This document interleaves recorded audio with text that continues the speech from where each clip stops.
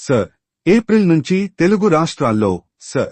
తెలుగు రాష్ట్రాలైన ఆంధ్రప్రదేశ్ మరియు తెలంగాణలో ఓటరు జాబితా ప్రత్యేక సమగ్ర సవరణ స్పెషల్ సమ్మరీ రివిజన్ ప్రక్రియకు రంగం సిద్ధమైంది.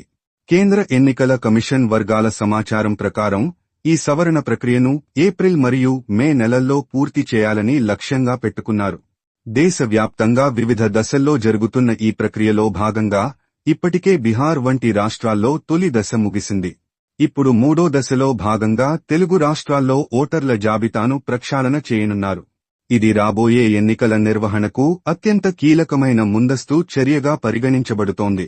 ప్రస్తుతం దేశవ్యాప్తంగా రెండో దశ సవరణ ప్రక్రియ 9 రాష్ట్రాలు మరియు 3 కేంద్ర పాలిత ప్రాంతాల్లో కొనసాగుతోంది.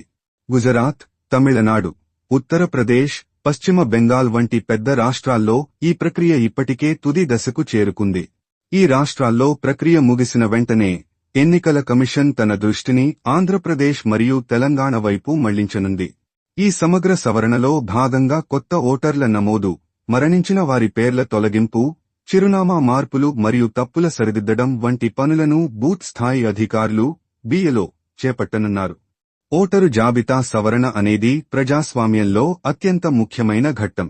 అర్హులైన ప్రతి పౌరుడికి ఓటు హక్కు కల్పించడమే ఈ సర్ ప్రధాన ఉద్దేశ్యం.